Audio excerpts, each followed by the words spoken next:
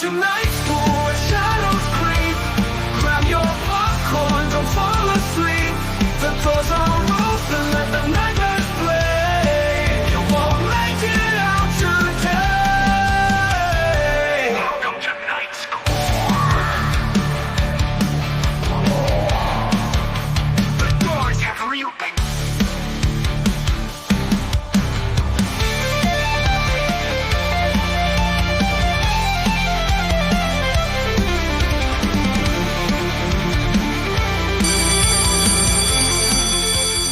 Okay, class, come on in, sit down, sit the fuck down, everybody. Okay, no, fucking sit down. Why are you talking? No. Why is the seat sticky? It's my fault. We'll talk about it later someday. But sit down, everybody. Okay, let me see. Okay, we have some interesting characters here. Welcome, everybody. My name is Big Money Eddie. I am the Grand Wizard of Horror. How are ya? Oh, hello. Hi. What's up, bruh? Yeah, I don't like you. Have too I much don't like attitude. you either. I mean, Yeah, we should not have this culture on culture crime. Like, are you Spanish? Possibly, but I'm gonna say if you keep it up, that seat might be sticky eventually as well. Okay. That's strange for you to say as a professor, but okay. Oh, don't worry. It'll get worse and creepier. Welcome to Night School Horror, which thankfully has the same name as the other school you were in, Night School Horror. That's easy. What happened? Like, can you tell me what happened? Why are you here? Because I heard there was something weird that happened. What I happened? don't want to talk about it. You, the boy I don't like. What's your name? How you doing, guys? My name is Mr. Malave, aka Matthew Malave, and yeah, I wanted to say that I'm happy to be here, but I don't know about you yet. But I will gladly tell you what happened to our other school. All right. So we were, pulling in those long nights studying, doing some study halls, and creeped down the basement and found some old textbooks and found some old conduits, and Sabrina actually happened to touch one and let out a whole school of fucking demons. Said I didn't want to talk about it. So your school. Well, I mean, we have to talk about it. It's the first step of actually getting over it. So, wait, your school got possessed by a diarrhea of demons? Diarrhea of demons. It took over the whole fucking school. So we had to burn the shit down. Allegedly, someone burned it down. Yeah, you got whoever allegedly burned it down fucked shit up. I just went out. Wait, Malave, hold on a minute. Hold on a minute, way. Malave, because you seem suspicious when you're saying these things. Like you, Baldy with the glasses. Yeah. You, sir, me. What is your name? Is it Bay? Yeah, yes, sir. I am I'm Tommy James. They call me the movie guy, Baby. Yeah, indeed, sir. So that's your last name, Mr. Baby. Yeah, Mr. You know what? You are Mr. Baby. Yes, I am indeed Mr. Baby. Professor, can I not call a grown man baby? You have to. It's the rules. You have to. It's yeah. polite. Listen, that's my name, and that's what you're supposed to call me, Mr. You don't like a guy's Mr. name. Malave. Okay, Mr. Malave. You understand how this works. Oh. Okay, so tell me, do you have a version of this story of what happened? Can you confirm what he's saying? Unfortunately, Mr. Money, I wasn't there at that point. I actually had to go somewhere. I was off campus, and I came back, and the entire school building was engulfed in flames. Oh.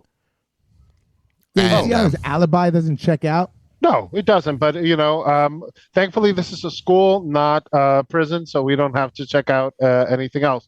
And you are awfully quiet over there, young lady. What is your name? Sabrina, is it? Yes, it is Sabrina Ace Florida's.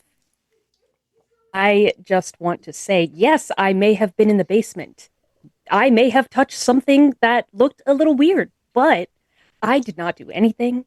Did you report it to the principal? Did you report it to the principal? Weren't you with Mr. Malay? They didn't want to listen. I just turned around. Okay, I turned around. After you touched the weird thing, when I turned around. That's never a good thing. Back around. And I A whole saw shit ton of demons. Mr. Malave running out the room. You There were a left whole So her? shit ton of demons. I followed. I did not look back. And before we could tell the principal was gone. So I'm just saying, I don't know what happened. I don't want to talk about it. I touched the thing. A thing, and then you turned around. Be careful when you Yes. touch a thing and turn around. It's never good when you do that, okay? Yes. Okay, just saying. And here we don't allow that. That's how seats get sticky, okay? So, continuing on, we need to talk about we need to talk about our curriculum because based on everything here, I want to know what type of student do I have? Do I have like all-star students? Do I have newbies who don't know anything about horror? Like you got to prove yourself to me because I am the grand wizard of horror. So which means that I know my shit, and I need to know if my students know their shit. Are you ready for this? Okay, Yeah. bring Yes. on. I know my Let's see. shit. Ready. All right. Okay. I'm the longest Bring running on. Who You Got champion. I know my shit. What's that? We'll get to it later. It's Okay. above your pay grade, sir. Oh, yeah, I know. That's a lot because I'm just a teacher. So it's okay. Yeah. Yeah. Sorry. Yeah, no, you hit a little bit deep there. I'm so sorry. I'll kid around, but It got too real. it got too real for a moment. Too real. Well, this is night school horror, right? Toughen up. Yeah, no, I We can't. just fought off 50,000 demons. Yeah, but you have to pay rent. Now, you know what? Let's forget about it. So, The real Okay. horror here is responsibilities. yes, real life responsibilities, right? Life. Okay, so I'm seeing the curriculum here, and let's do a little test. But I don't want to even know about if you know about movies because that's where I'm going to see if you really know your shit. Just right off the bat. Malave, tell me Yo. something about the news horror that you've heard. Let's see if you know your shit. Yeah, I mean, I know my shit. Did you hear that Scream 7 is already a go? Like it's definitely in the works. We got Neve Campbell back, right? Sydney's coming back finally, right? But not only her, because watch out, there's more, because this one's a screamer. Because Stu Macher, yes, Matthew Lillard is coming back. The person who got a TV shoved on his head. He's coming back along with Billy Loomis and also another ex-Ghostface, which happened to be Neve Campbell's, Sydney's brother in Scream 3. Scott Foley is coming back. Yeah, as well. Scott Foley's coming back. And That's very interesting. Okay. yeah, Very I don't good. understand where or how they're going to do this because they're all dead. Now it's like the epitome of like a ghost face now. Are they all ghost? Because I don't want to see that. I really don't want to see that. I think there might be some kind of flashbacks that they're going to be coming into. Maybe we're going to see like how it all started, and maybe we'll see like Billy Loomis and Stu kill Sydney's mom, and maybe we get like Scott Foley, who's the one who told them about all this and kind of trained them. Maybe we see him in some capacity that way, and it was like the original the original three, kind of like instilling their you saw what I did there? Instilling their whole chaos to start it all. Right. So I don't necessarily think it's gonna be kind of like they're back and they're the killers. I think we're gonna get some kind of flashbacks, and I think Scream is just gonna capitalize on bringing all of these people back, so that way we can get all of these authentic Scream fans back to the lore of it all. So I think it's kind of crazy. Do you think it's going to be good? Because honestly, first of all, I just have to say, Mr. Malave, I'm starting to like you. Good job. That's a good report. Good job. Thank you. Good job. Now, Thank quick you. question. I don't need your approval. Well, you need my grade, so. That's true. Thank you, That's true. Professor Money. Good. Okay. A little suck up would be nice. Wow. That's how you get sticky chairs. Exactly.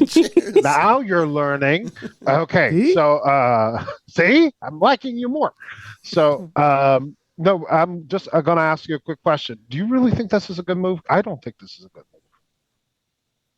I mean, I don't know yet, right? I'm a huge Scream fan. I love it. I love how meta it's always been. And honestly, I was very disappointed in the last one. I was disappointed in the last one. First of all, if you listen to our previous tapes, because they're still out there for Night School Horror, I mentioned we've made Scream 6 all over again to make it way better and utilize New York City way better, right?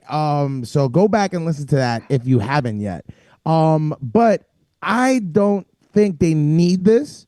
I think with having Sydney back is already enough. There is also some like theories or like rumors going around that Dewey might come back. Oh, that's confirmed. It's confirmed. Like you see, I think all of these are just going to be flashbacks.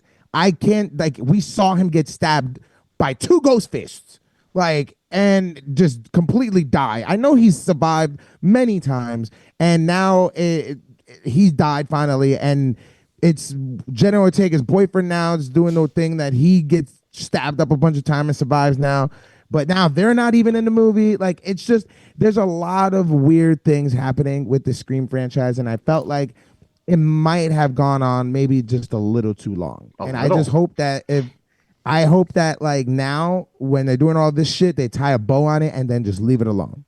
Yeah, but I mean, they're not going to because they're making a lot of money. I don't like this move.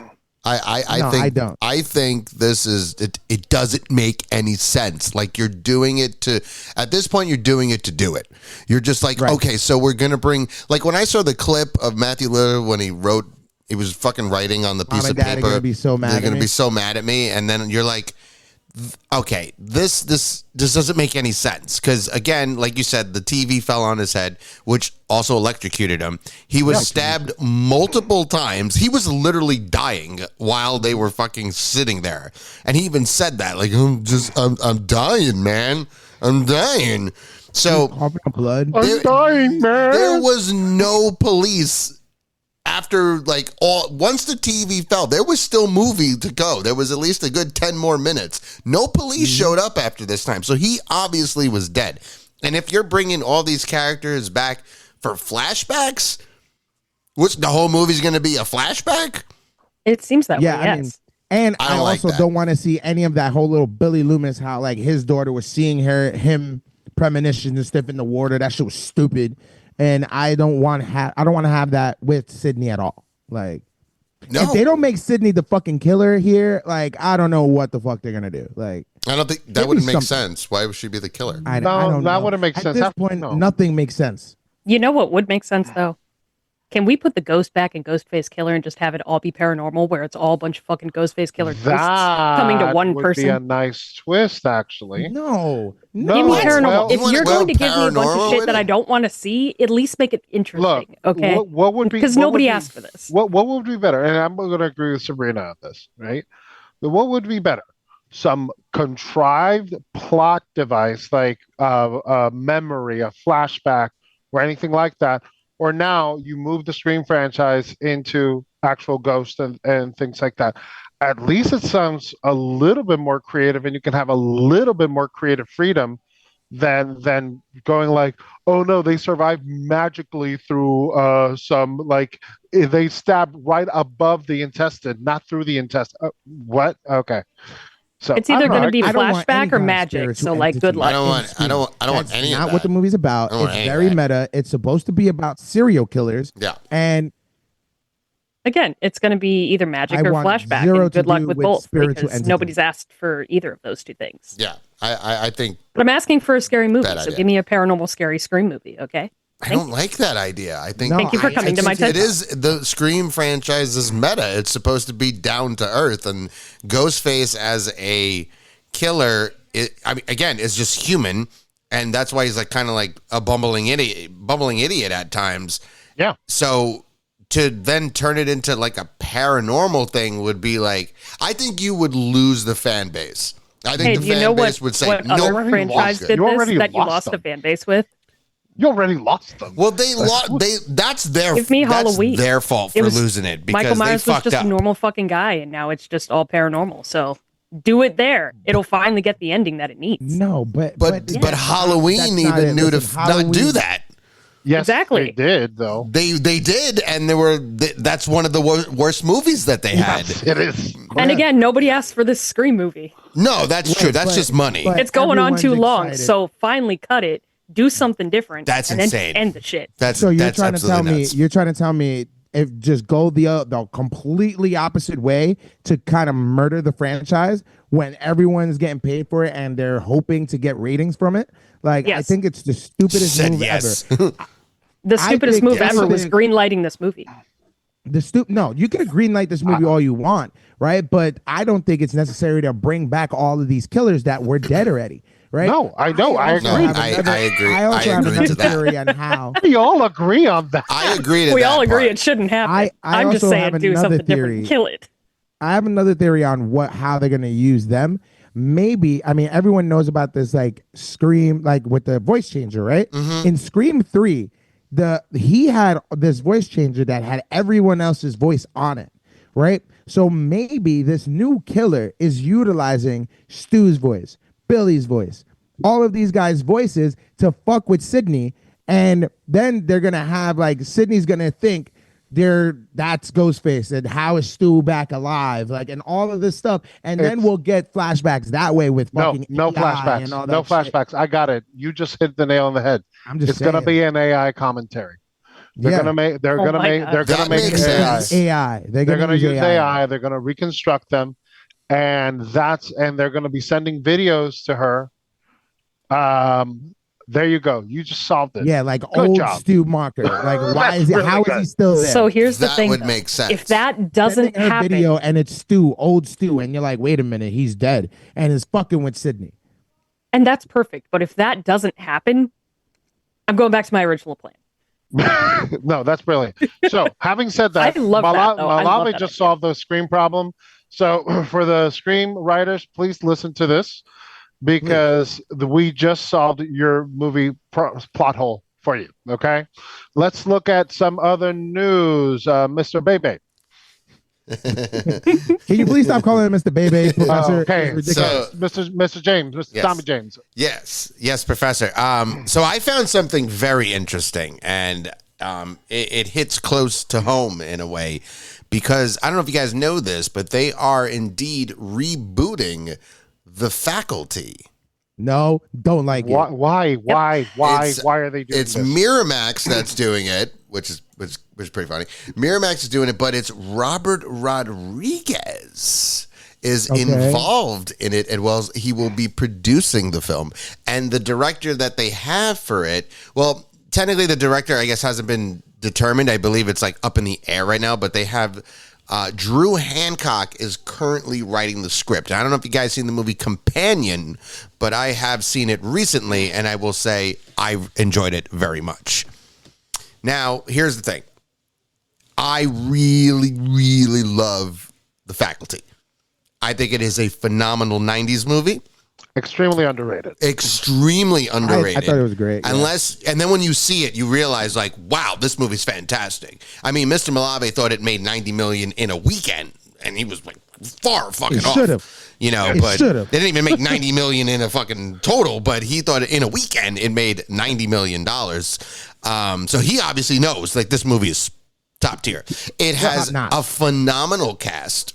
I mean, guys and gals that we have grown up to and that are still relevant till this day. Usher Raymond. Usher was in it. Yes. Elijah Wood was in it. Jordana Yeah. Brewster was in it. Josh Hartnett is in it. Selma Hayek is in it. I mean, we can go fucking forever of all the people that are actually in Selma that Hayek movie. was the hot nurse. She was barely in it, but yes, she's the hot nurse. Yeah. And Still counts. my biggest issue with this is, okay, listen, I'm not surprised that they're going to do this, because all we do nowadays is remake fucking films. That's all we do. We remake them, we reboot them, we give a requel, we give a sequel. But to me, the only way this movie can work is the cast. It's going to depend how they cast this movie, because you do have Robert Rodriguez as a producer. You're good there, because you know that's a plus. You have Drew Hancock writing it. Again, I enjoyed fucking Companion. And the other thing, you have the producers also, and the company that did Barbarian is involved in it too, and I enjoyed Barbarian.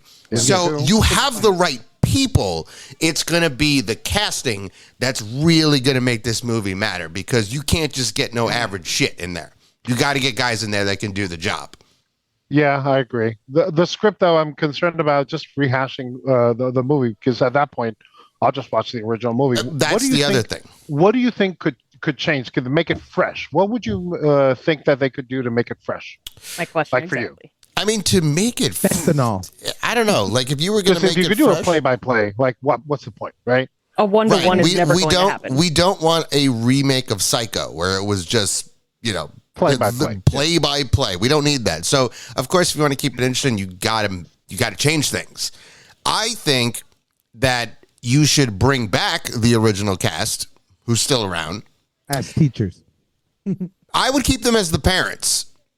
I would keep them as the parents, and Maybe one be a teacher or something like that for the sake of. But here's where it gets tricky. Well, I would have Elijah Wood be a teacher. I think it would fit perfully, like him as a teacher. That would be pretty great. But the thing is this isn't a sequel. This isn't a requel. This is a reboot. So it's complete. It's supposed to be just a rehash of the entire movie. But so if you decide you want to bring back the original cast, it's no longer a reboot anymore. Now it's a requel. It's a requel. Now it's a requel. So, but that doesn't mean they can still do that. They can, as writing, they can be like, you know what? It's no longer a reboot. We're just going to make it. We'll do what Scream did, or we'll do what all these other movies did. Yeah. But I would have the parents, the original students, be the parents, and then whoever you decide to cast is the students. They know what's going down because they can come home, and once they start talking about it, the parents are like, wait a minute, we've been here before. We know what's going on. Oh, it's back again. And then they get involved. Now it's like a really big deal. But the one thing that I'm afraid of is that this whole entire movie took place in high school. Yeah. They focused on the town. Obviously, it was going to, continue on, go on, and try to be world domination. My biggest fear is they're going to try to do that in this movie, where it's going to be like, well, the whole point is to take over the world, but it's like, no, it's just in high school. You stay here, then you don't go nowhere else. It stays in the high school. So that's kind of my biggest fear, and I just believe that they're going to make it too big. Is your fear? Like they're going to make it too big instead of keeping it contained? Right. It needs to be tight. They have to keep that movie because the first one was tight. That's what made it really good. They didn't want to venture off where it's like, oh my God, it's going into the city or like going to this. No.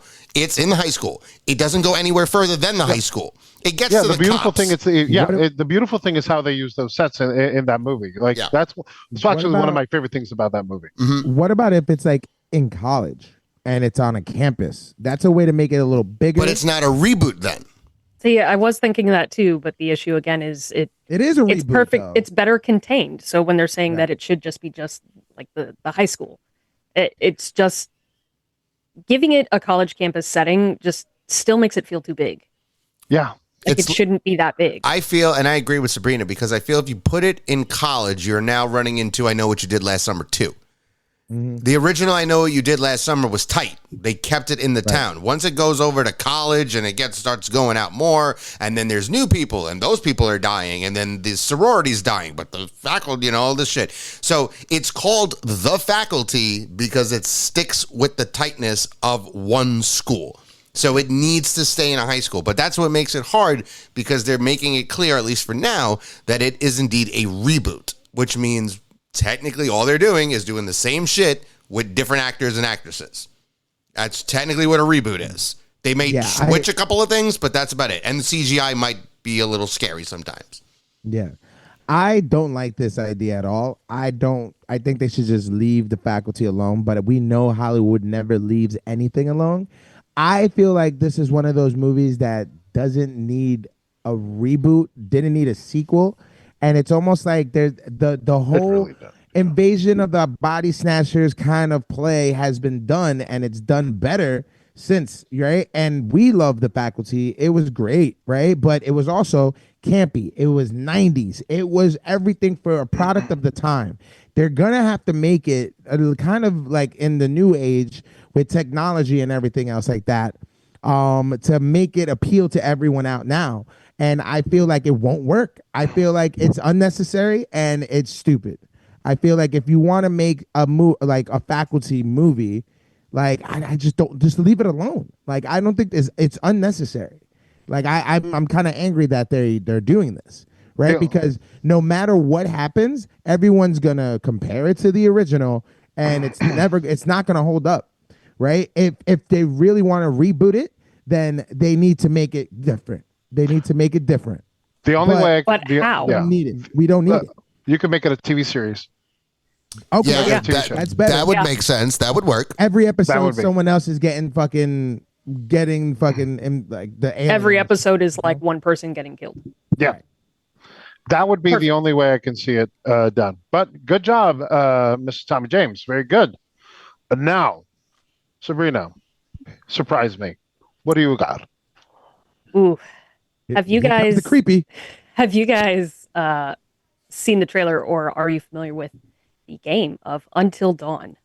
Yes, Yes. indeed. So, Until Dawn now has a film adaptation that is coming out this year. Mhm. And you guys, I am so nervous. Isn't it this month? I'm Yeah, it's pretty this month, I sure think. it's Yeah. this month. April. Sorry, April. So next month. I am so nervous, you guys. Until Dawn is one of my favorite video games. Like, hands down, it's in my top 5. I It's a am really so good scared.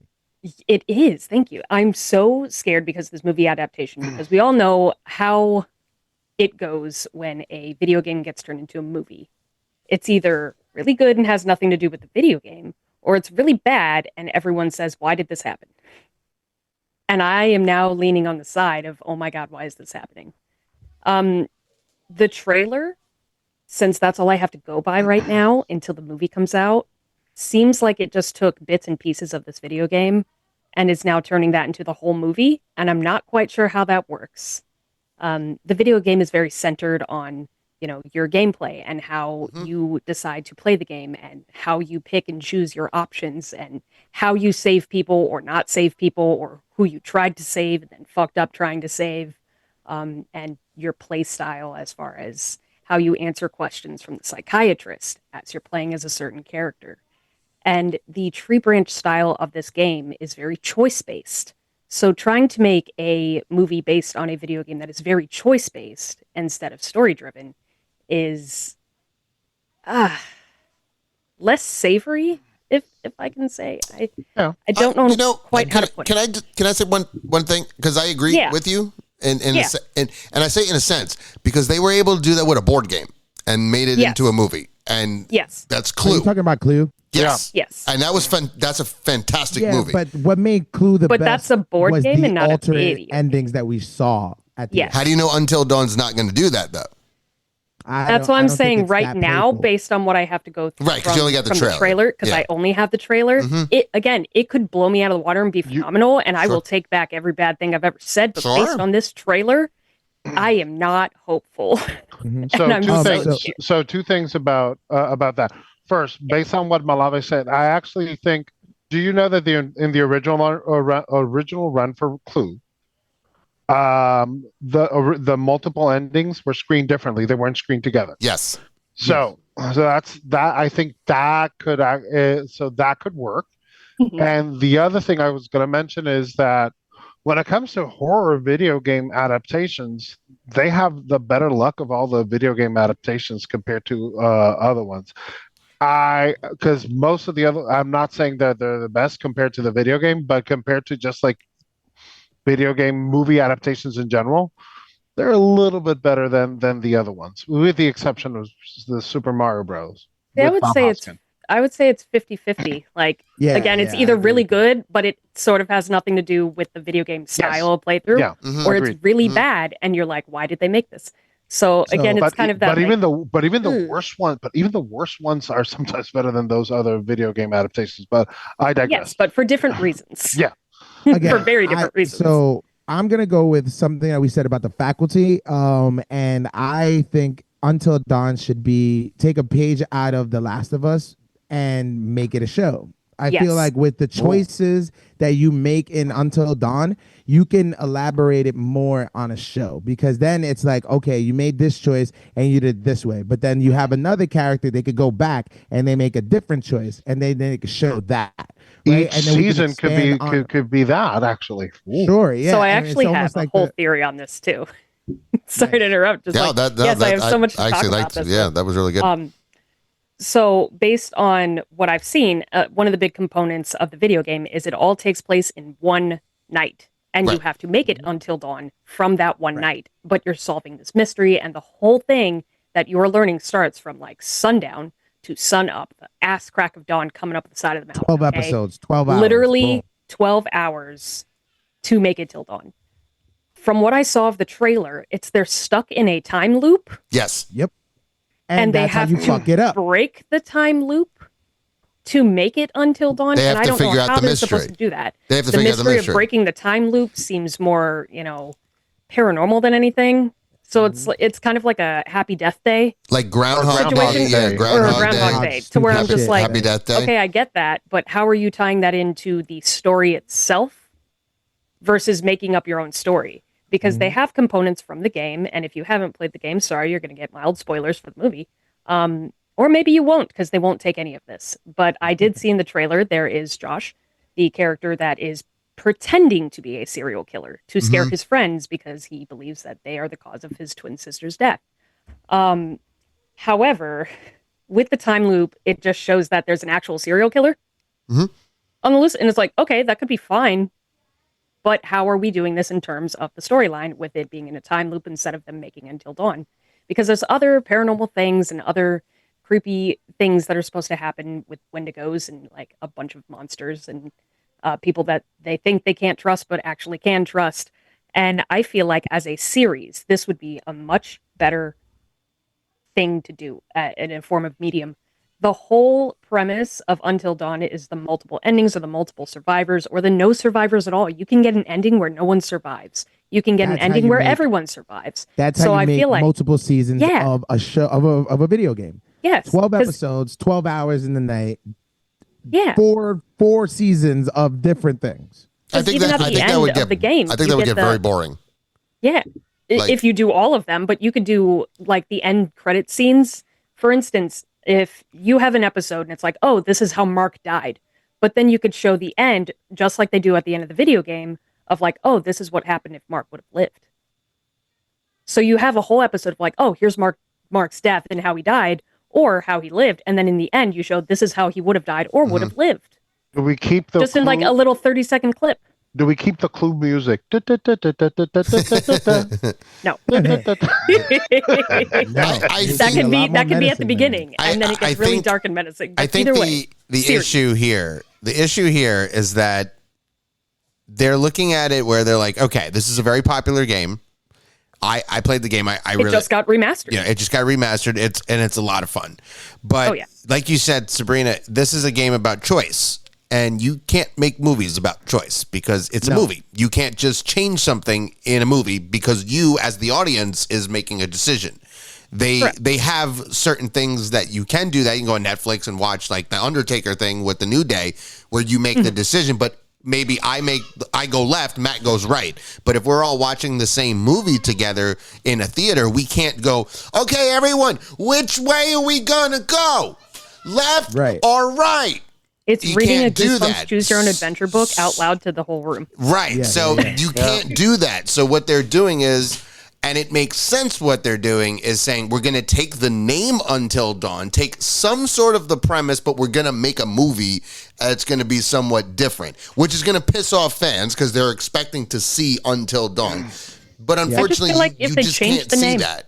You could still take that premise and do But exactly Until what Dawn you're doing. makes money. And if I have name. Until Dawn, you're going to show up and see my movie. You're going to go No, see it that can't be. movie. Are you going to go see that movie? Are you going to go to course theater I and am. see it? There you go. There's the Of reason course why I it's am. called Until Dawn. I'm just mad about it. I agree with you, but I am definitely going to go see it though. Oh, 100%. 100%. And I game. hope we can talk about it. We got to do an episode. I would like about to it. do a compare and contrast with video games. We got to do an Most episode about definitely. it. Most definitely. So I wanted to just talk about real quickly the injustice that happened in the Oscars recently. And we all know what we're talking about. Demi Moore. Demi Moore. She Rob. should have won, She should have won Best Actress. Yep. but she lost to that Emilia Paris people. It's horrible. I'm telling you. Have you ever seen everybody here seen that movie? Well, Amelia Perez or Yeah, the substance? Emilia Paris. well, hold on. No. Wait a minute, Yeah. but Hold on. She didn't lose to that movie. no. Oh, fuck that. Anyway, who did she lose to? The Brooklyn movie. Oh, Honora. Honora. She lost Well, that to was a fine Honora. movie, but she lost anyway, to Ghostface. But fuck that. I'm going to talk She about was a Emilia ghost. Paris. She 'cause lost to that is Ghostface, though. Yeah, yeah. Now I'm telling you, this like Emilia Paris is the worst thing ever. Because once we get there, because I'm going to talk about the substance in a moment. But why did Emilia Paris get so many nominations? It's terrible acting, terrible lyrics, terrible everything. It's a movie that's made by a French guy for Latinos, even though Latinos didn't like the movie No. at all. A musical that nobody who likes musicals liked it. So no musicals fan And liked I it. love musicals. Musicals a- are the best. I love It's an musicals, too. LGBT movie that nobody from that community likes that movie. Nope. Who is this movie for? Fuck that movie. Besides that, though, Can I, do you think it might be for the mob? No. Do you think it's a possibility that, what if it was made for centipedes? Hey, you know what? Centipedes probably would enjoy that, and Rocks. Rocks would definitely enjoy this Rocks movie. would as love well. I thought it Rock- was made for pets to put on when you're away. No, it's like you know what? I think that would be considered animal cruelty. So be careful when you do that. Okay. That's rough. Yeah, don't do that. You're going to find your dog dead or something like that, hanging no. from because he's going to commit suicide at some point or something like that. Because they're going to be, is this a penis, not a penis, is a vagina, not a vagina? Yeah, thank you for that, by the way, for sending us You're that song. Because I haven't seen the movie, and here's the fucked up part. After watching that, I'm like, I'm going to see this movie because I like to watch bad movies, and I'm making a drinking game as soon as we're done. see, it's For this possible. movie. Yeah, you're gonna have fun with that and Every Until time- Dawn. It's gonna be great. I'm Every gonna time- be trashed. Here's going to be the Amelia Paris drinking game. Every time you cringe, take a shot. Oh my God. The The first bottle's going to be gone, and I'm going to be in the hospital with alcohol poisoning. every time Zoe starts rapping. Oh, God, run away. Fast forward. But going back to the actual horror, besides the horror of Amelia Paris, man, Demi Moore should have definitely won. I'm telling you. This was like, for a long time, if anybody asked me, what was Demi Moore's best role, I would have said G.I. Jane, hands down. Like for me, hands down. It took her forever to get a role like this. This role was perfect for her. The movie was perfect. At her Perfect. age and everything. For her It was age, it perfect. was perfect for her. It was the best movie, great acting, and like every single scene, she's taking command of every scene she's in. And granted, the movie did win Best Makeup, deservedly so. But I thought that it was also going to win. I knew it was going to win best makeup. Like that was hands down. Like that makeup at the end of. Oh yeah. Yes, but let's be honest. We know how the Oscars work. The Oscars work by. Let me take Leo DiCaprio for a moment, right? So Leo DiCaprio won for The Revenant. Well, of course, his best role ever. Yeah. You know, Yeah, let's okay, sure. ignore Aviator. Let's ignore The Departed. Let's ignore all the amazing things Let's he's done. ignore the Wolf of Wall Street. Yes. Yeah, you know? for real. You know, so and then he wins for The Revenant, which I'm not saying it's a bad performance, but is it his best performance? No, they just gave him the Oscar because they felt bad because they snubbed him a bunch of times. It was his turn.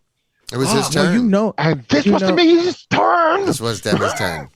Yeah, I but agree. you know what it is, She right? was Even fantastic in this movie. Even this year, they made it a point to be like, all these writers, the 13,000 people that voted them, just to make sure everyone knows that it was fair. But we all know it wasn't. No, it's She political. won every award. She won every award. Like it's the same people voting. Yeah, she won all these other awards, but then when it came to the Oscars, she loses, and the best part is the substance. What happened of her losing is what the Was the movie. substance is about. Where it's like the younger, the prettier. That's what's going to get it. But in this case, I would say that first off, I don't. Matt, I know you haven't seen it. Eddie, I know you have. Sabrina, have you seen The Substance? Literally watching it tonight. Oh, very Yep. good. Very good. I've got the date. Keep in mind that Demi Moore is gorgeous in this movie. Mm-hmm. She Gorgeous looks anyway. fantastic. Well, as the movie continues, it changes, but the whole thing is they're looking at her like she's this old. You're old, and it's not working anymore. And then you're watching the movie, going, "I'm sorry, what are you talking about? Like she's a fucking 10." Yeah. But that's Hollywood. Then you see the other chick, and then you're like, "Oh my fucking guilt. god!" And It's that's literally just- Hollywood Which at its it finest. gets you.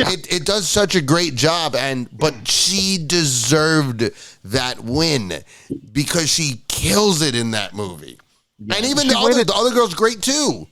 Yeah. No, and let's be fair. Like the girl who played Honora, Nikki, what is her like name? she did a Mandy, good job. Mandy. Yeah, she did a good job. She The did. girl who played Honora, like all joking aside, right? In that sense.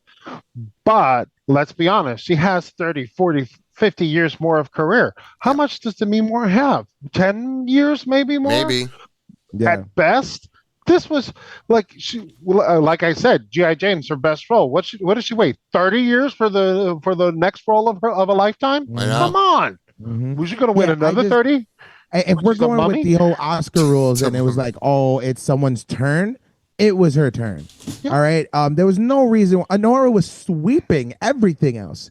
Right. There was no reason for them to give her the best actress. Listen, I appreciate her as an actor. She's a former Ghostface killer from fucking Scream. Like, it is what it is. But to be honest, you're playing a horror in this movie. Like, I don't know. It warrants you to be getting a Best Actress award. To be honest with you, fucking Alphaba from Wicked should have won besides Honora, right? If we're gonna give it to anyone else besides Demi Moore, I just don't understand why they give it to her. And I think it was just because they wanted to make this indie movie Have you seen the movie? seem like such a. I have not. Okay, well, you got to see the movie. I should, right? It's a Continue good talking. movie. It's a Brooklyn movie too, so I gotta watch it It's too. a Yeah, no, I good get movie. it, and I love the fact that my borough Brooklyn and fucking my neighborhood that I grew up in Brighton Beach is getting all the shout outs. But like, again, I haven't seen the movie, so like, I'm pretty sure she's amazing in it, and she does amazing acting.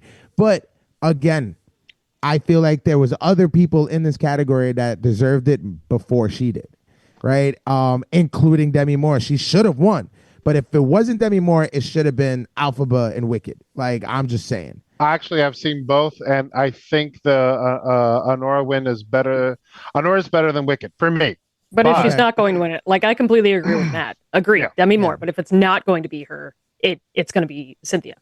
Yeah, Cynthia, yeah. Cynthia. When right. I say, by the way, I just need to clear the air here. If I ever say it wasn't their turn, it's not me saying, oh, it wasn't their turn for me or the voters. I mean, it's not their turn to the council that decides who actually wins. Right. Yeah. The whole Yeah. It's a how the shit Oscars show. decide, right? We So said when we're just like, it was her turn, it's like, yes, it totally was. Not to them. Not It to wasn't them. her turn. And for them. related to that, how many times do you see horror get nominated in the Oscars? Right. Holy So- shit, right. So the genre films, not just horror, fantasy, science fiction, get so underappreciated in these movies because Marvel, all of them. yeah, like all the time we get like Action, a drama. historical period piece, and I'm a history teacher, so it's not like I don't appreciate history. But every movie that's a historical piece is the one that gets nominated. You know how many Yeah. amazing acting happens in genre in general? Like Yeah. what do we have? Demi Moore in The Substance and Anthony Hopkins in Silence of the Lambs. Is that it for acting in horror? I'm pretty sure that's it. And Anthony Hopkins won. And Yes. he won. And so did Jodie Foster. Yes. Yeah. And You know? they should, and she should have won too because it's that good. Well, I digress. I agree. I agree 1,000%. Yeah, but moving along now. So, students, I'm going to tell you what, you have impressed me. You have impressed me with your knowledge of the news of horror, but I want to see how can you dissect a movie? I want to see you dissecting a movie, chopping it into bits and analyzing all of its inside parts. I want to start off with Florida's favorite creep, Sabrina. Tell me, the past few months between the incident in Night School Horror, now that you're in our Night School Horror, which remember has the same name but not the same school. Right. Tell me, What do you got in the last few months between that burn down? What happened? What movie have you watched from horror that you want to talk in class about? There's one that I would like to give high praise to that actually shocked me.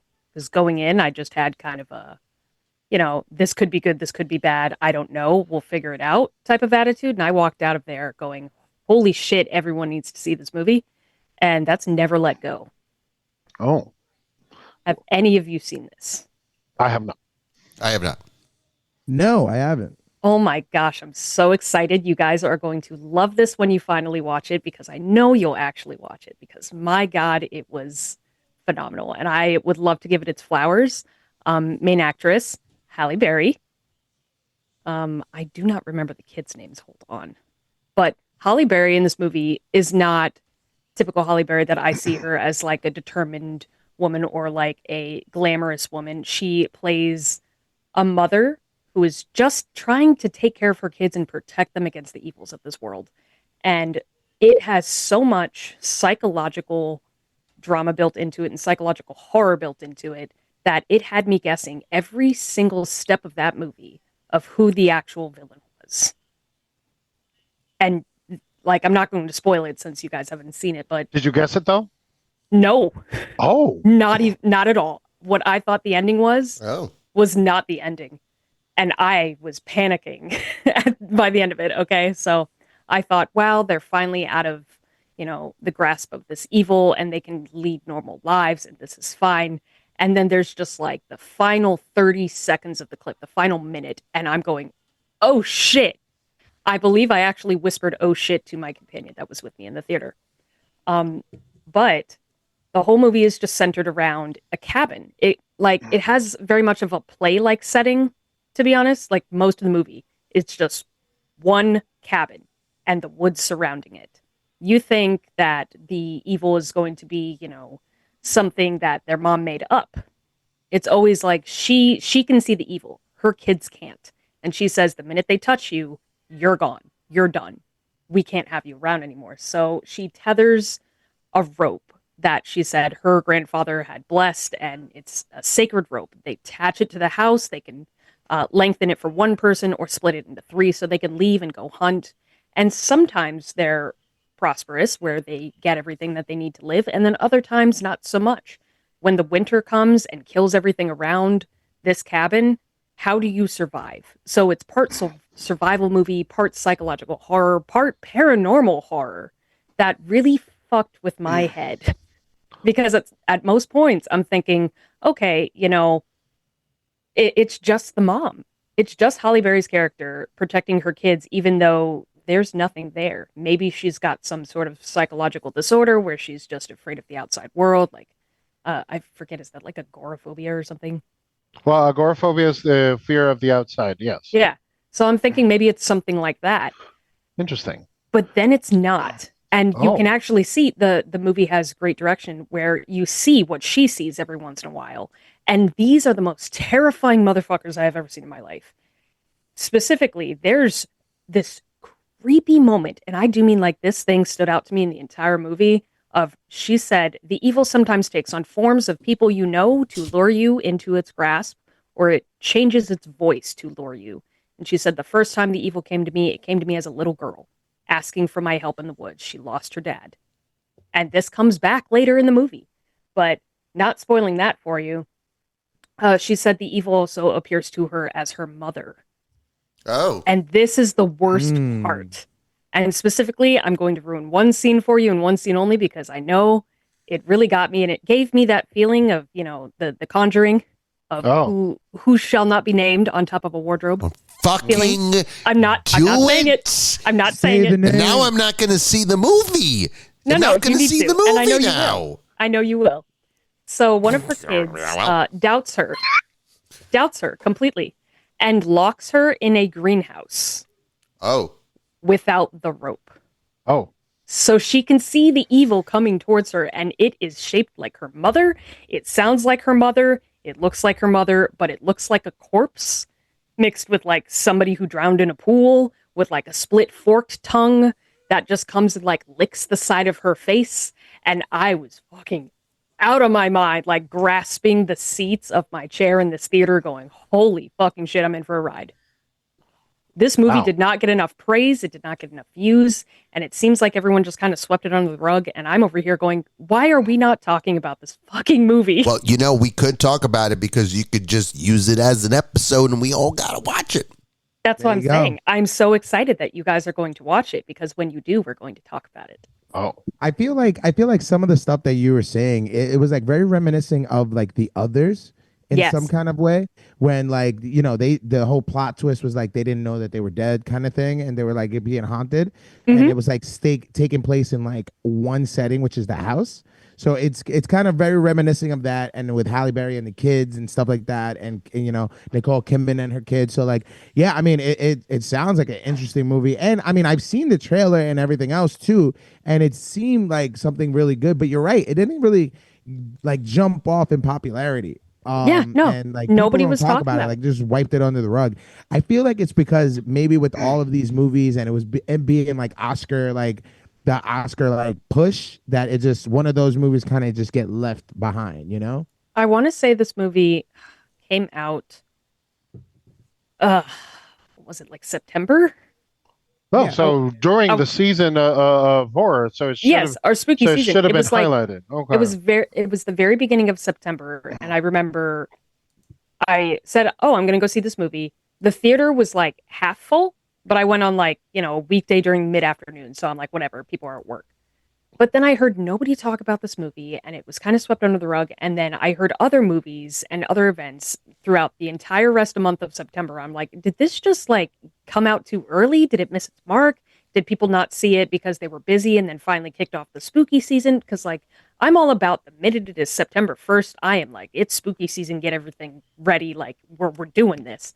But not everyone's like that. So maybe they're just like, oh, maybe I will just go in during October or whatever. But I'm just like, this movie seriously missed its mark. It's good. What was the date again that it came out? I want to say it was in September. Let's find Interesting. it. What's the actual date? Because there could be a legitimate serious competition. Yeah, There's a serious competition that came out. Like probably if it was the end of September, you're talking 2 weeks, a week and a half, and then another movie dropped, which, will easily make people go, I'm not seeing that shit. I'm going to go see this shit. Well, that's what I mean. Like, I think it was just so early in that time that it's like if something else was happening, it's just going to get swept under the rug. But it deserves its flowers. I have some praise for this movie. I was actually impressed, and I just really want you guys to see it. So eventually when you guys see it, we're going to talk about it. But it's the psychological aspect really got me. And that's the main focus on this of you need to figure out who is telling the truth and who is telling the lie. So, wow. Because based on what you're saying, like I got the others vibes and I got a Babadook vibe as well. Mixed in with a couple of other things, maybe a little bit of Evil Dead, but without the humor. But I found it interesting. Like I want to watch it. Tommy, what about you? Well, I'm glad that you're going to me next because I just checked and it came out September 20th. Ooh. 3 weeks. 3 weeks later was Terrifier 3. Yeah. Yeah. But even so, that's 3 weeks. But the anticipation is what people wanted. Because and let's the be praise Go ahead. that it was starting to get in the movies. That's right. And now everyone wanted to jump and went to go see Terrifier and not that movie. That's right. And See, I'm always that person that thinks, like, on average, if somebody sees a movie like once a month, they pick one movie a month. So what else in September came out besides Never Let Go that was a blockbuster? I don't know. We'd No, have to check. But So, 3 weeks later. Tommy, I'll do some fact checking while you talk about Terrifier. Okay? All right. So here's the thing. I've seen all these films. Same. And this movie was a huge, huge anticipation. It was a Christmas movie. Came out October 11th. Everybody is excited.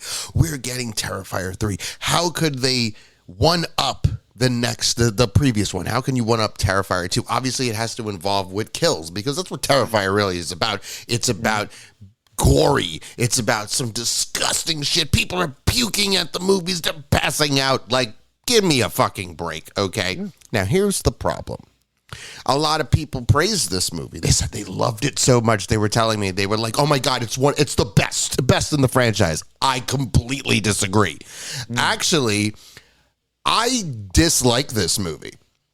I think there's a point where it's not fun anymore. I like to watch movies. Anybody that listens and knows me, you guys especially that know me, I like to call myself the movie guy, baby, for a reason, because I truly watch movies for enjoyment.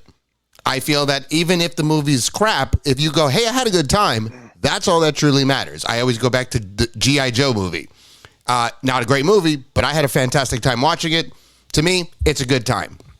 Now, I'm sorry, I'm interrupting, Tom. Really quick update on that fact check. Okay. The Substance also came out that same day. Yep. I was just about to say The same day, Substance There you go. and Beetlejuice was also. There And you go. Transformers 1. Yep. Beetlejuice.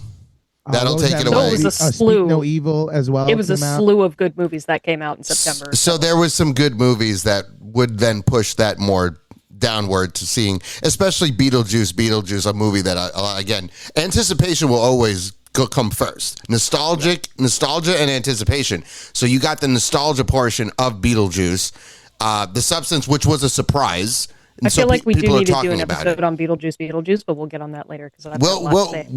we'll definitely get there. We'll do that later. Put we it on missed with so much. Terrifier. Let me continue where I was at, because the problem with Terrifier 3. Now let me go back to Terrifier 1, was the shock.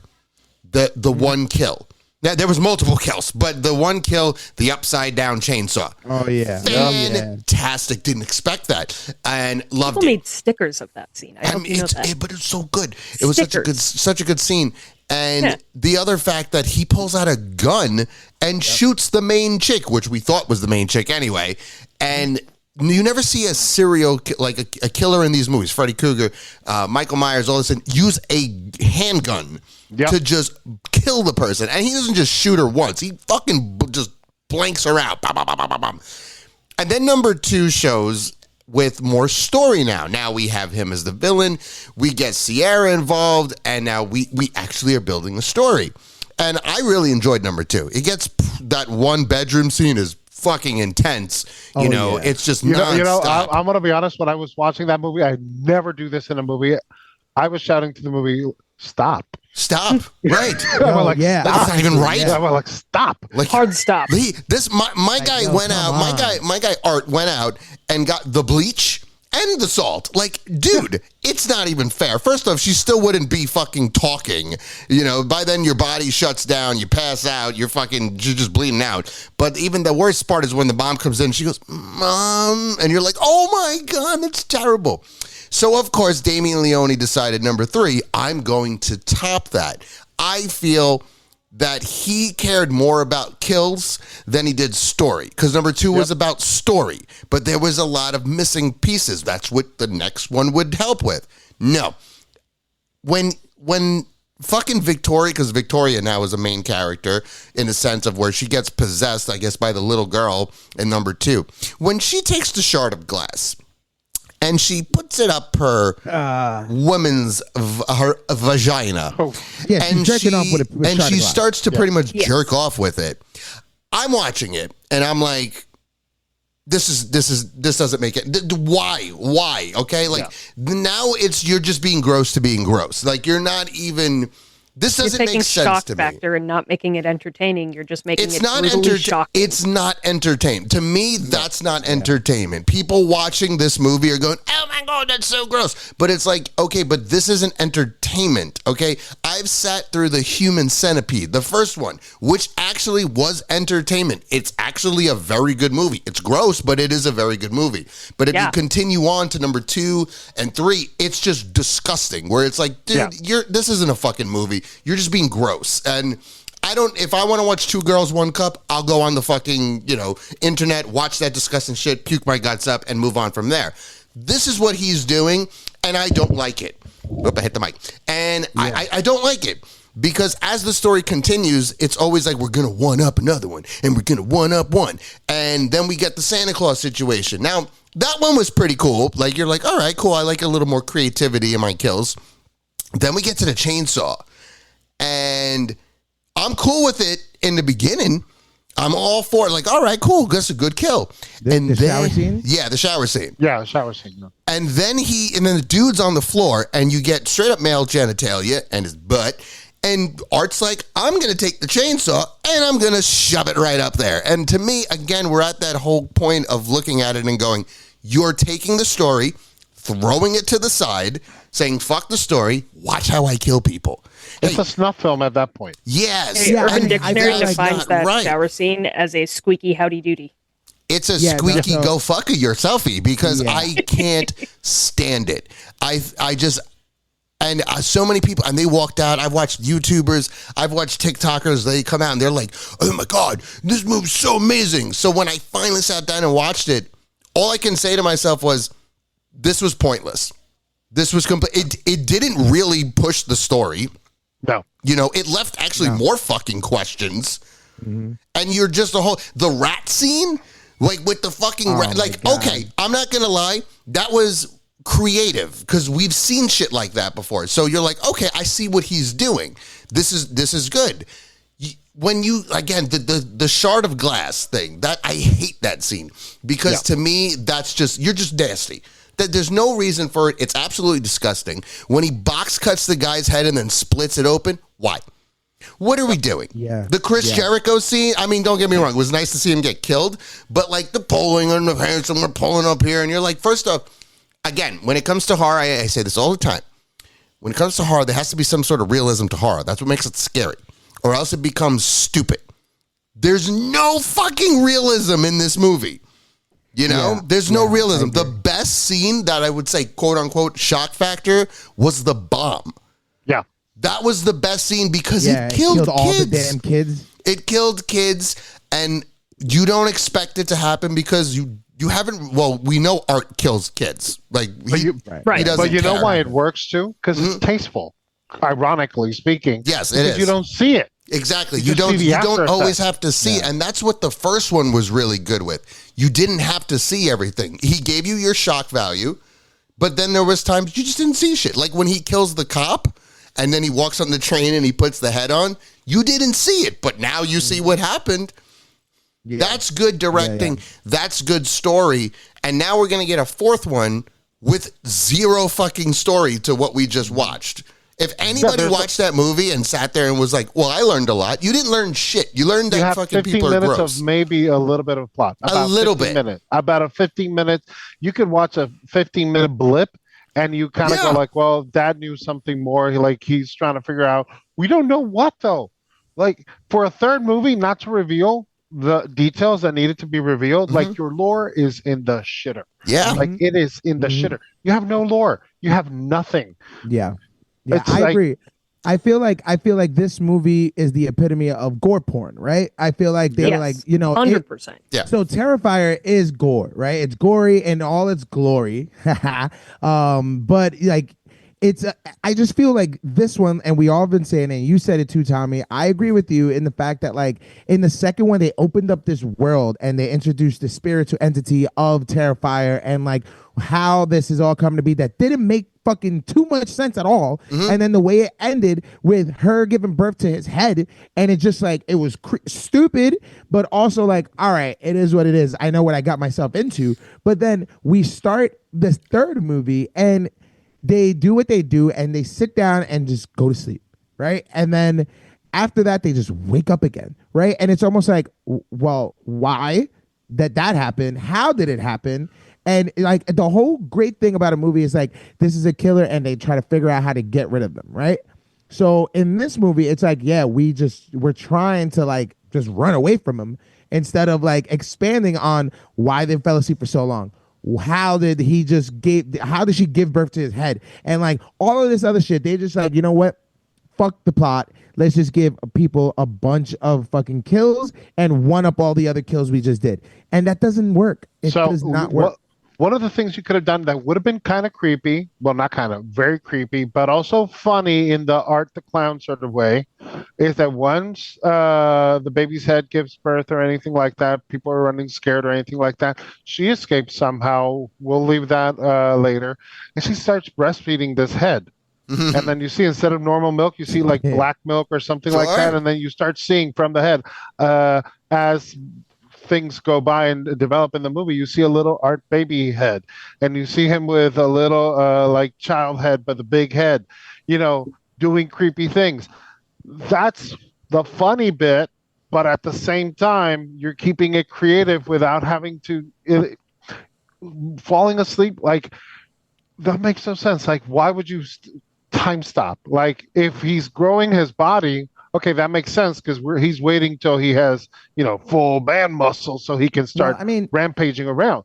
Yeah. But you don't do anything like different. Like, you just there was nothing to bring back the entertainment. For convenience sake, he fell asleep. And that's a problem. They both just fell asleep for years. They literally wrote it. I mean, you got to think, Damien Leone sat there and wrote that, was like, okay, we're going to do it was like a 5-year time jump. And you were like, we're going to do it. And the reason that they did a 5-year time jump was because of the kid, the boy, Jonathan, because he got older. So they were like, we have to do because obviously he's not a fucking like a 9-year-old anymore. The kid's like 15, almost 18 probably. So we have to do a time jump. How are we going to do this? I have an idea. What? Let them, what do bears do? What is this thing that bears do? They hibernate. They hibernate. That's great. Perfect. So you know what? We'll make them hibernate. You'll make them what? We're going to make them hibernate. And some asshole sat in there and looked and went, I like that. I can imagine the screenwriter going to a demonology book and going like, I don't see demons hibernating at any point here. We're in hibernation. Demons decide to hype. That's interesting. You know what? That's chapter 864 of the Necronomicon, continued edited version 14. Oh, yeah. Section A. That's the revised Demons version. can hibernate. I have it right here in the background. Scott. Demons. It's on the third shelf to the left. It's like, this is the revised version. 2023's revised version. Damien Leone puts it in here. Hibernation it's for fucking AD, demons. not BC. He could go fuck himself. Like, I'm sorry. After demons, not before Christ. I don't like the movie. I think the movie was just a straight up, just let me show you how I can kill people. I can watch Saw. I can watch Hostel. And at least Saw and Hostel gave me a fucking story. You fucking ruined it. And now when number 4 comes out, am I going to see it? Sure, because I've already seen 1, 2, and 3. So I need to continue and just finish the damn thing. But you need to see if they answer those questions that they leave. He better fucking answer those questions. If by 4 they don't, I'm going to skip. Yeah, I'm going to tap out and just say I don't need. Again, go watch 2 Girls, 1 Cup and puke your guts up. That's the best way. So, Mr. Malave, what's up? Tell me what's your movie, sir. All right, well, you know what? I want to talk about this movie. And I just recently seen it, and it's gotten high praise. It's like it's certified fresh. I'm talking about none other than everyone's favorite actor, Nicolas Cage in Longlegs. Nicolas Cage in Longlegs is amazing. It's amazing. Let's ride. And like, can I just tell you, I didn't really know much about this movie. Even seeing some of the trailers and stuff, they don't give much away, right? But then you watch this movie and almost unrecognizable Nicolas Cage is as Longlegs, right? With the makeup. It was amazing, right? But then there's also bits and pieces in the movie, like when he starts singing and you're like, oh, that's Nick Cage. There you go. But this movie is, has everyone seen it? I have seen this movie. You I have not. I have seen this movie. Yes, I haven't seen it. You haven't seen it either. All right, Tommy, what do you think about this movie? Okay, and I'll say it fast. As a huge fan of Silence of the Lambs, I was so excited because they called this the new version, the next Silence of the Lambs, and they were 1,000% correct until the end of the movie. I love this movie. I hate the fucking ending. I hated the ending. But I will say, though, Nicolas Cage, when he's driving in, he goes, Mommy, Daddy, nah! Couldn't stop laughing. Yeah. Couldn't stop laughing. Yeah. Oh, so fucking funny. hilarious. So By the funny. way, the beginning of this movie, that's a shock factor. I didn't think that was gonna fucking. I was like, oh, we got a movie here. We got a fucking movie. Oh, we got a movie. Like, you know what I mean? I love this movie, and yes, it's very Silence of the Lamb-esque, right? You have this reporter and everything else. Like, it starts off with a young kid, a girl or whatever, gives them a present, and then we fast forward in time, and she's an FBI agent trying to follow these serial killers, right? The serial killer and try to find clues and everything, but she's in the field, right? And throughout this whole movie, the thing that I love most about this, it's a slow burn, but it keeps you entertained, right? With all the clues that she's like uncovering, and the plot thickens even more. Unlike Terrifier, where they don't give us any plot, this one is building and building and building, right? And as it's building, we're getting great shots of Longlegs. Then we're getting great shots of her uncovering things. And can I say, the way it was filmed was beautiful. It was beautiful with there was a lot of like wide shots where we see a lot of the scenery, right? And that makes it a little more creepier, right? And the fact that like most horror movies that we get, it's a lot of dark, right? A lot of blackness. And that makes it mysterious because we don't know our presence. We don't know what's around us, right? This one is a little different. They take a little like from a Shining or something of the Thing, where it's white, it's snow, and it's in the daytime. Most of this movie is in the daytime, and we see how whitewashing the whole scenery, it's making those little bits of color stand out more, and it's making it a little more creepier. Everyone ever notice when it's snowing and shit, it's so silent? It's like eerily silent. It's almost eerie, right? So in this movie, they play to that, and they also play to the camera angles above the shoulder, behind the backs, and like the close-ups of Nick Cage as Longlegs as he's talking, and the deadness in his eyes, and the whole, like, at one point you're like, well, maybe he's just like, he's different. Maybe he has some kind of issues, you know? And like, he's like, no, at the end of the day, he's working for Satan. You know what I mean? And I don't want to give away too much because you guys haven't seen it, but that scene when he gets arrested and he goes to talk to her, well, she goes to talk to him. Didn't expect that. And it happened, and it didn't leave anything to the imagination. No. You know? I would say, Tommy, I agree with you. That ending kind of fell flat for me. I feel like they had to end it some way, and they just kind of ended it because there was so much suspense when that last scene happened. And she rushes to the house, and it's that date that they were always pushing to, close to her birthday, you know, on her birthday themselves. And her boss was there in the house, and then that shit happens. Even when they cut to it's the living room, and what you hear in the kitchen is almost like, you know what's going on. You don't have to see what's going on. You know exactly what's going on, you know, and the pain in the guy's eyes as he's doing it. It was just eerie. Spoiling a lot right now. And everything. Excuse me? You are spoiling a lot. I'm sorry. I'm not. No, but you're painting a picture, and this is one of those films. Shut up. You can't paint a picture, but I will agree with you, Mr. Malave, on something you were saying is how it was shot. You say with the wide, right? Oh, with the my widescreen, God, it was dog. beautiful. But how about when they tighten it up? When they get to the hallways, okay? And that's the one thing that I loved about this movie was it keeps your eyes focused here, right? So what they'll do is, and again, this isn't a spoil, this is just how it was shot. So they'll keep you focused at the hallway, okay? And it's, again, beautifully the way they're doing it, very slow as they pan away. They can be panning forward, they can be panning back, but there's something fucking there, and you don't realize it because your eyes follow the camera, and that is what's genius. But I will say, and again, I think we should do a full episode on this movie because there is a lot to jump into, especially because it's a crime drama. I believe both Eddie and Sabrina will really like this movie. I just don't like the ending because it's so Silence of the Lambsy. That's a new word. Lambsy. Silence of the Lambsy. Lambsy. Silence of the Lambsy kind of a film, and then they took a fucking turn, and I didn't like that turn because everything they did from the first step of bump, bump, bump, bump, bump was on par, and then you just fucking made a right. And to me, once you did that, you actually ruined the movie. So, but it's good. It's definitely a good movie, but the ending, like I said, I just didn't like it. I didn't like the route that they took. Nicolas Cage is great. in the movie. Really good. Really good. That's really good to hear because Yes. honestly, Nicolas Cage is like, it's a Cage, man. It's Nicolas Cage, The rage man. Cage. You know, it's like rage Cage. You know, Oh, he I love it. rages. Blair Underwood is him. in this movie. Yes, Blair Underwood is in it. He's great. whoa, really? Apparently, Yeah, he is yeah, a Yes, he's distant great. relative of mine.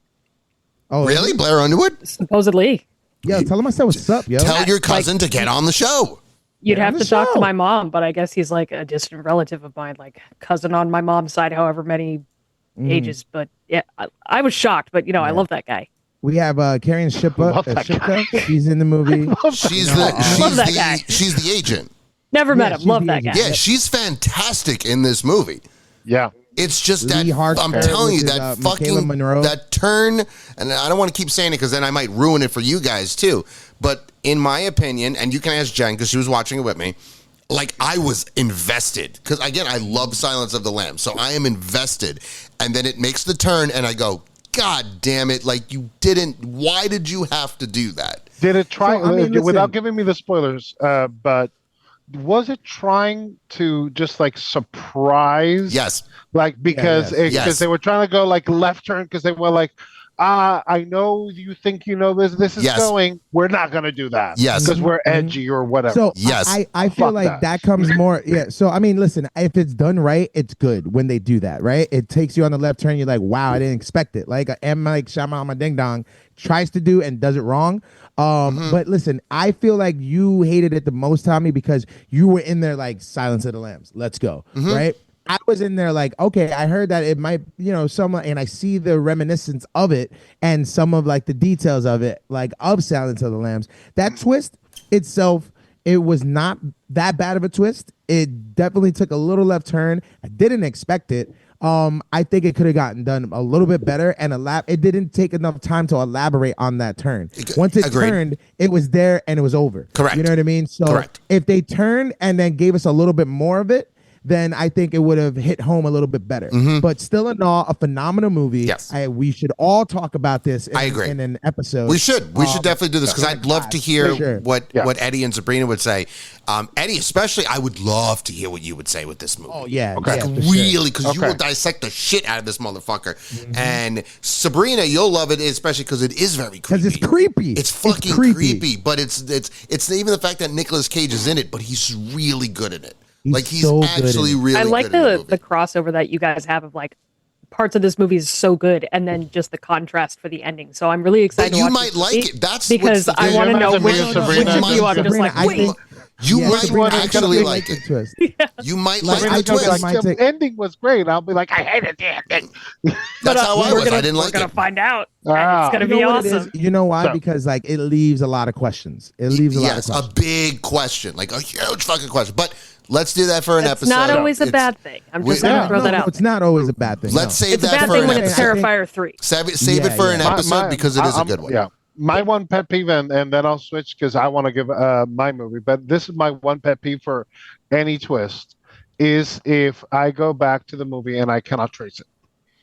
After the twist happens, if I cannot trace it, I will. You can fuck trace that it. movie. You can trace No, it. you can trace trace it You can because it trace shocked yes. me when They also it show happens. it. They show it, They and go when back and Oh. show and it. that's what's good. Oh fuck! Now I want to talk about it All right, because all like right, yeah. it's just We like get the on to the tightness, movie. and then when they. I'll just do this real quick. So again, when they film it tight. But when they're explaining like what was going on, they widen it. So now your eyes open and you see. Fuck! That part was great. I just didn't like I didn't man. like the twist. But otherwise, when they explain it, you go, "Oh, so yes, you can be it can be traced." Yeah, Okay, yeah. good. The twist good, wasn't good. bad. It's an I didn't think it was intelligent bad. movie. It's very smart. It's very Okay, smart. I'm actually really interested now. Speaking of Isn't it, it? Wait, isn't it Osgood Perkins too that did it? The director? Yeah, I believe it was Osgood I got Perkins you right that did the now. monkey Hold on a like second. just recently yeah, came out. Oz Perkins. Osper, director, yeah, yep. And he wrote So the screenplay as he's well. he's fantastic. And Nicolas Cage was the producer, Yes. and yeah, I mean Oz Perkins good. wrote the screenplay and he directed it. So yeah, so speaking of intelligent, honestly, because I love me a thinker. Horror that makes you think. Oh, there's horror that's fun is always great. Like Psychological thriller. psychological thrillers, and honestly, I'm gonna say Heretic was a phenomenal movie. Anybody here seen it? Yes. No. Oh, you have saw not it? yet. Oh, you saw it, Tommy. I seen it. Yeah, yeah. Oh, yeah. It made me question many things. Oh, really? He's not wrong in a weird sense. I'm gonna preface it by saying, like, I know I study philosophy and everything like that. So usually it's like when people say like Da Vinci Code make them question things, and I go like, yeah, but if you studied history, you would realize the movie's bonkers. Well, I study philosophy, and some of the arguments are bonkers, but for the movie itself, they're phenomenal. Mm-hmm. So let me just give you the premise real quick. I'm gonna give you, because honestly, I don't want to spoil anything, because this movie takes you on a journey, Yes. and I want to focus, instead of focusing on the story. I'll give you the only bits I'll give is the beginning, and I'm just going to talk about performance, because I think that to me is the star of the whole thing. So, two Mormon missionaries, two ladies who are Mormon missionaries, go to this nice house, quaint house, and who greets them? Who greets them? But our wonderful Hugh Grant. Fucking Hugh Grant. Okay? Fucking Hugh Grant. We're going to talk about him in a moment. Love it. Yes. So, huge Grant. Huge Grant. Huge Grant. Easy, guys. No, so, and, Hippies are you know, coming out. at the beginning, he's super nice. You know, he's doing his whole Hugh Grant thing of being the nicest person ever, which, by the way, just quickly, that man has had in the last 10 years a renaissance. Like, every Sure. movie he's in has been phenomenal, except one or two, like, but every Wonka. movie he's been has been amazing. Like, it's ridiculous. Anybody here seen The Gentleman, where he was in? Mm-mm. You know, oh, it's phenomenal. Just watch the last 10 years of his movies and forget about everything he did before. Got it. Including this movie. So as they're talking, I love the setup because it's so quaint, and he's talking about, oh, where's my wife? Oh, my wife is baking, you know, in the background, Blueberry pie. blueberry pie. And all of a sudden, he goes and checks on his wife, and, you know, all of a sudden, they realize that there's no blueberry pie because there was blueberry pie smell. There was There the was a- candle. There was a candle, but I'll Sophie leave it Thatcher. there. I'm not going to Sophie say. Thatcher is in it, and she's the one that Yep. sees it. I do and like I'm- Sophie Thatcher. Oh, she's She fantastic. she's phenomenal. in She's this very movie, good. by the way. Very good at this movie. But I'll leave the story there because the only thing I'll say story wise is that this movie switches, and we realize that Hugh Grant obviously is a very dangerous person who starts questioning their faith, Hmm. and he has his own like religious view that he's trying to push on them. Hmm. But I'll leave it there. Monopoly. Yeah. And the acting of Hugh Grant. Speaking of roles that people do not talk about enough, like this role was phenomenal. I believed every second he was in that movie. He stole the show. Nobody outdid him in this movie. Correct. Nobody outdid him. He was the star. He was the driving force. Yep. Like, it was amazing. The lead actresses, the two missionary girls, Sophie Thatcher and Thatcher. Chloe East, She was great too. phenomenal. Hmm. I believe them. All the little twists that happened to them, all those things that they suffered, all of it, great performances. I didn't like Topher Grace though. He Did barely you say is in it. Topher Grace? Yes, he's Yeah, barely Topher in Grace it is though. in it, yeah. He's He's barely in in it, it. and I can believe him as an occult leader. We've seen that in Black Klansman. Well, Yeah. But he did such a great job there. Yeah, he did. He was Really really good there. did. He was. But so honestly, what could I say about this movie? This movie, what it does is it Hugh Grant starts questioning their religion because they're Mormons, and he starts asking them these like profound questions, but not really profound, but and you know they start questioning their own beliefs, and he takes them on a journey where, you know, he starts manipulating them psychologically. He starts doing like miracles, and it's a whole journey. And the beautiful and thing about this horror movie is that it's nothing is supernatural. It's all psychological. It's everything is tight, and what I mean by that is like everything is explained so well, and by the end, you've been on this journey, and I love how it builds up, and I love how it concludes. Yeah. But I don't want to say anymore because this is going to be a movie that I want to talk about with y'all in detail. So I want Sabrina and Matt to see it because it is really good. All right. Yeah, You already had we me have- at Hugh Grant, so Yeah. So we Here have we some- are. We Just- have, we definitely just have some remember- homework. Those are two movies that are on the top of the list. Just remember Monopoly, Yes. the board game. oh, Because when selling crack on Baltic. because it plays a factor and it makes sense. So, having said that, I do have a couple of things that I want to talk with you, class, before we go, because I really want to take the time. Since you guys, I can tell, like, I'm going to be really honest. I'm happy. You know your news, you know your movies. I know I'm talking with real horror fans here, with real horror students here, people who can appreciate this genre. But to make it a little bit interesting, because, I've been a teacher forever. And as the grand wizard of horror, I know that sometimes y'all like to cheat because sometimes you'll get lazy. And then both of you, Malave and Tommy, you're going to copy off Sabrina's homework. I know. I know.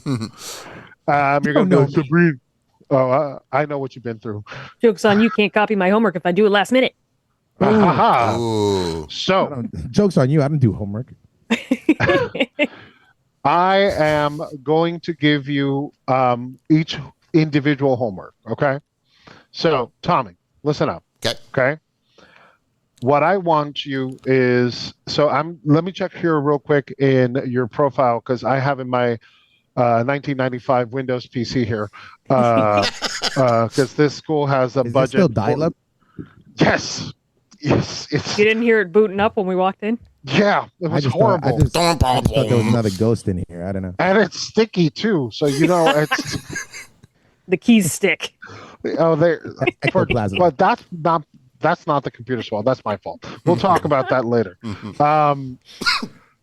So Tommy, it's taking forever to load here. Oh, Tom, you have a PhD in horror therapy? Well, not legally recognized, but I'm still pretty good. Just because it's printed out doesn't mean it's not a valuable piece of paper. Listen, Canva does help me a lot, but yeah, it is true. I have a PhD in horror therapy. Okay. So, here's what I want you to do. I want you to, every movie that we're going to check out from now on, you are going to create advice for the characters for this movie, okay? You can call it whatever you want to call it. It's up to you. What do you think you want to call it? That's, you know what? Oh, man, that's really tough. I'm thinking, what if we call it the spiritual movie therapist? Ooh. Oh, and Professor, is it okay if can I do two things? One, could I give like a prescription list of things to help? Maybe like I'll pick one character, like a specific. It could be the killer, it could be like the lead, the final girl, whatever, and I'll give them like a prescription list, like how to when it comes to the movie, maybe how to survive, or maybe why they're a psychopath. Is that okay if I could do that too? As your legal counselor and professor, I would say since you're prescribing to fictional characters, you're more than allowed to do that. Great. If you would be prescribing to any of us, I would have to stop you. But for them, because they're okay. But also one thing, prescribe a bunch of weed. Well, one thing I do like to do also is I like to take my glasses and I like to move them down here and I like to put an accent on. I like to put a British accent on when I do it. Oh, it's that. Did you learn that in your PhD? That's how I just let him fucking do it. That's dude. literally how I got the PhD. That's what makes him a psychologist. Once the glasses go down and then the accent comes out, now I'm the movie therapist. And I love it's like a double personality. Oh Yes, wow, split that's amazing. personality. Okay, yes, okay, good. Yes, I like where this is going. Okay, Malave, Yes. you seem like a hardcore guy. Oh yeah, definitely. I live hardcore. Yeah. What about you? I can tell you love movie kills. Like I can tell. I love them. I love it. The gorier, the better, baby. What did we Okay. call it before? Beautiful gore. Ooh, no, Can we no, no, call no. call it the glory hole? The No, glory hole. not the Yes. segment. I'm No, talking no, no, about no, how no. gore can be beautiful. We have that Oh, beautiful yes. gore. Okay. Oh, So what do you want to call this segment? Because here's the thing. I want to give you this homework. I want you every movie we see, I want you to pick out the best kills. Doesn't matter where it Ooh, comes okay. from. Okay. Okay. Doesn't matter where Okay. it comes from. I like that. I like that. Okay. Okay, so I'm gonna pick the best kills in every movie that we talk to. Any other like thing that we discuss here in class, I want to pick out the best kill, the goriest kill, and ooh, can I also give you like kill counts? I love counting up how many times someone dies. That's a great report. I love that. I love that All you're right. going the extra step, Mr. Malave. You know what? I am an overachiever, sir. And you know what? On top of that, I think I have a great name for my assignment for the year too. Oh, what is it? I'm thinking Malave's glorious gore. So you took the glory hole idea and just made it better. I like it. You know what? It that's comes what off I the do. I tongue take really it and well. I make it better. You know what I mean? it definitely Tommy, comes off the can you say that? we just all try glorious this? gore. Roar. Glorious It's not like a roar. gore. It's There not you go. like I a said roar. it. Glorious gore. No, I fucked it up again. Glorious. Glorious Gore. gore. Glorious There gore. you go. Glorious gore. Glorious gore. That's a warm-up technique right there. That's how I'm gonna I be. love, I love how Tommy switched to a California accent. Glorious gore. Gore. It's the glorious gore. gore. That's how I'm gonna have to The only say way it. he can get around it. Malave's glorious gore. No, see, I fucked it up again. Work on that. That's your homework. Shit. Yes, that's your extra homework. Okay. Love it. Sabrina, Yeah. so I could do so many things with you because you're such an amazing student. I can tell, but you're telling Teachers me much already? Fuck. Come on, Sabrina. Listen, what the the chair fuck? was sticky when I came in here. Leave it alone. I'm not gonna touch that. Sabrina, you shouldn't be saying things. It's too revealing. You're saying that you're Florida's favorite creep. Yeah? I am. Okay. Yes. Okay. Well, let's put it to the test. In every movie, you're going to find out the creepiest moment of the film. You can name it whatever you want. What do you think you're going to name your homework is? I'm going to do you one better. Not only am I going to find the creepiest moment in the movie, something that's really spine tingling, something that makes you grit your teeth or just kind of like cringe a little bit. I'm going to give you the creepiest character moment. Oh. Because just because a creepy moment doesn't happen with somebody doesn't mean that they're not a creepy motherfucker. And there's other things that are creepy besides like just like a kill or how your stature is. Yeah, could it just doesn't have to be creepy like, in the way oh, a you're creepy saying house. It could be gore. like, hey, the way that mom looked at that kid, that's fucking creepy. But that Fucking wasn't the creepy. creepiest moment. Like, for But it's going to example, be like an honorable mention. like in Amelia Paris, if you see that song, that is the creepiest moment in that movie. Exactly. That is Exactly. super fucking creepy. Sure. Yeah. So for me, since I love puffing a little cigarette here and there, it's good for your health. I just like teaching. So here's what I'm going to do. Every movie has a big lesson for you and for me. Things that we can take home and share with our kids. Things that are going to make us grow emotionally, spiritually, physically. And what I'm going to do is I'm going to take all the beautiful lessons from all these movies and I'm going to provide a good list of all the wholesome and wonderful things that we learn from all these beautiful cinema. I will call it Lessons from a Cigarette Smoking Man. I love it. I think it's great. Because it's full of love. That is fantastic. You know what? I think I'm gonna like it here. I like this. Just to reiterate all of our parts, we have Mr. Malave's glorious gore. Glorious gore. Glorious. You got it. I did You it. got it. I did it. All right. We have Movie Guy Bebe's movie therapist. The movie therapist. What was the full name? A spiritual movie therapy. A spiritual movie therapy. I love it. We have mine, the creep corner, Creep Ooh. corner. where all the creeps Creep corner. lurk. Very And good. we have the fantastic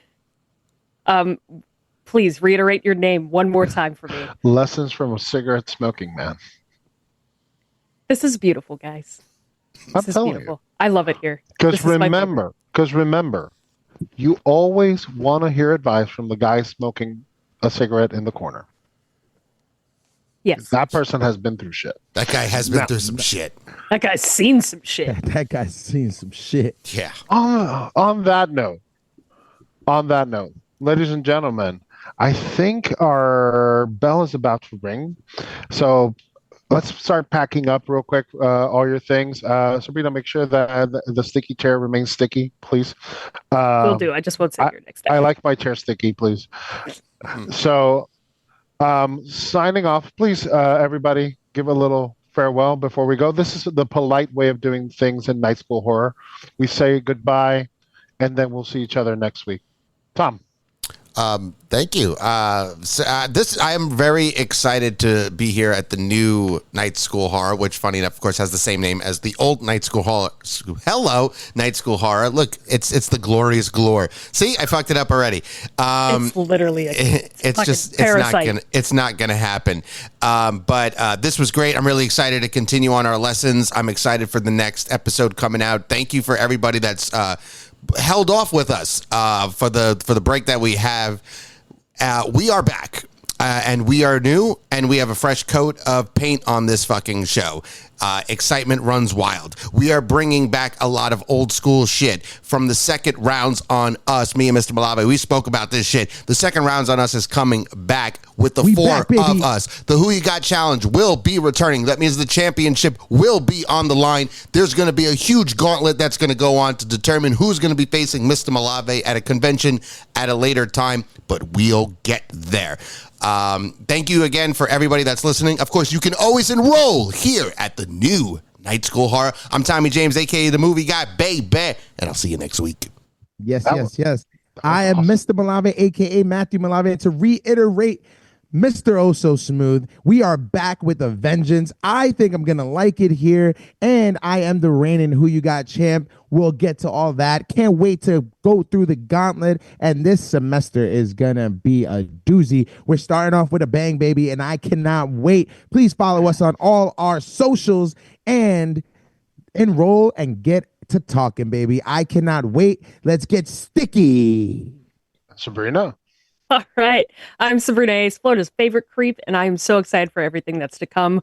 We have so many things that we've discussed, and I'm so excited to just dive right into every single one of them.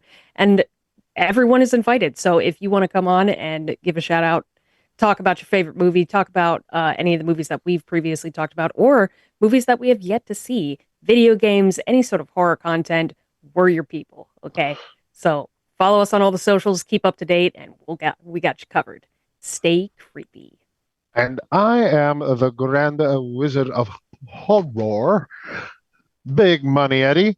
And I'm going to tell you what, I think I'm going to like teaching here, and I'm being a student once in a while here with all of you. I'm also not that new to all of this. Second Rounds Florida edition is being represented here, and now in our new incarnation. It is amazing to be back, Florida. So I'm glad to be able to talk with everybody again.